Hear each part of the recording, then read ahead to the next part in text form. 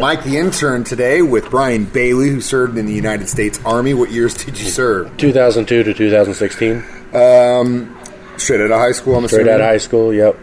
Had a grandpa that served, so decided I kind of wanted to follow in the footsteps, and then with the 4 younger sisters in college, it just made sense. See the world, get free college. Yeah, and I love the idea that when you do this to make it work for you, and that because not everyone has rich parents, you know what I mean? Not everyone wants to go into 6-figure debt whenever they go to college because they most of the time don't even know what they want to do.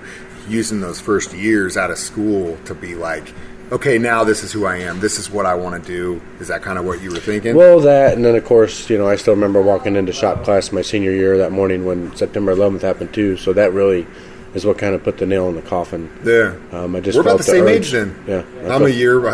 I turned 40 this year. Yeah, I turned 39 next month. Wow, so. Crazy. Because I was a freshman in college working front desk at a hotel at that time when that happened. And so... yeah, I'll never forget that day. I never worked morning shifts, and for some reason that day I got called in, and I was like just checking people out. Everyone's eating breakfast, and then all of a sudden I look over and there's all these people on the TV, and I'm like, "What the hell's going on?" Just in time to see the second one crash into the building. Yep. I was like, "Oh my god!" Then my manager goes, "Take my car." Go to the gas station, fill it up, go to the gas station for you, fill it up. And so that's what I ended up doing for the rest of my shift is like filling up all the staff's cars because there was a quick trip around the corner. It was so stupid in retrospect. Like that's what it really was. But everybody freaked out. But everyone lost their mind collectively because it had never happened before. Well, like good on you. So you were just like, you know what? I'm going to go do something about this. Yep, and that's kind of what I tried to do. And then little did I know where it would take me, and I really had a knack for it.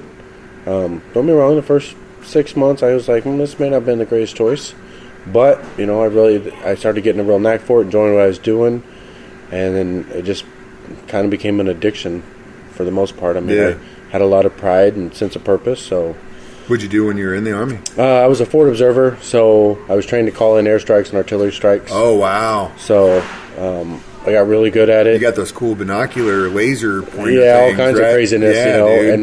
and then honestly towards the end of my career, my last deployment in 2009 and 10, I was kind of getting bored with it because it just wasn't challenging. Yeah, it was the same old. Same old. I mean, don't get me wrong, it was still, 2-way live fires still get your blood pumping, but I'm sure. But just controlling aircraft and stuff, it was starting to lose its luster to me. Yeah. So, and then I got medically retired while I was a drill sergeant those last few years of my career. But I enjoyed doing that. I was probably, if I could go back and do it for the rest of the career, I probably would. Be a drill sergeant? Yep. Yeah? Yeah. I mean, it's long hours, it's a lot of work.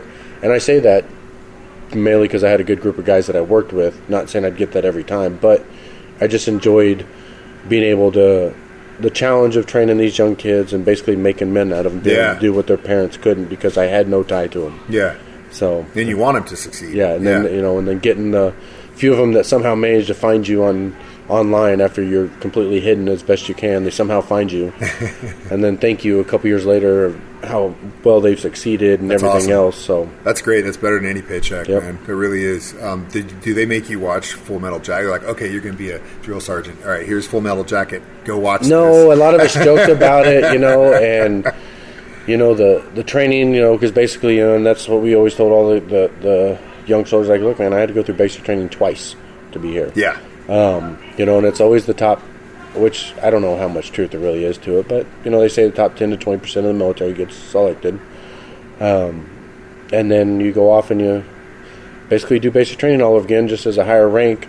You're not as restricted as they are but at the same time, you're following the same stuff. Yeah. You're doing everything the same way. You're marching from point A to point B, where normally we would just walk there or something, but yeah, it's kind of annoying at first, but you understand, as long as you understand the purpose, you're like, okay, I just check the block, just do it, and it's part of it.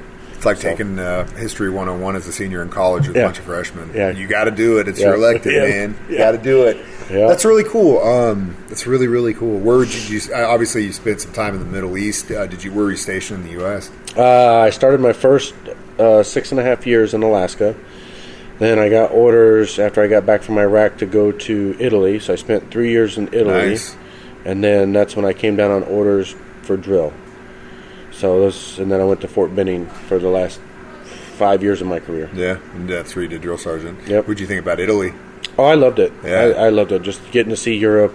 I mean, I kind of wish the U.S. would have something like, so, they got basically the metro bus of the air. Oh, got it. Yeah. It's like the greatest thing to me is just it's ingenious. It's so connected. Yeah. And then I wish the States would do this, man. Because if we could have some sort of transport. $75 a plane ticket. There's no assigned seating, and people are like, it blew my mind getting on that plane, and like, why's everybody piled up 2 hours before the door? Like, they don't board for 2 hours. Everyone's I didn't know it was open seating. Fighting for those seats, yeah, and man. then you get in there, and there's the placards like on a metro bus on the overhead. You're like, what is going on in here? Yeah, and I'm like, oh, now I get it. Yeah. But I'm like, this was ingenious. It really is, and it's crazy for domestic travel, especially just a train system, man. I mean, you get a Europass, and it's good for everywhere, and you can go anywhere, and it doesn't. It's you buy it for that period of time, and you go, and it's ingenious. One of the biggest mistakes I think we made down here in Southwest Missouri was not being connected to a passenger train system. Because I mean, just think about it. You just hop on the train, be in Kansas City in 3 hours. St. Louis, you never have to drive.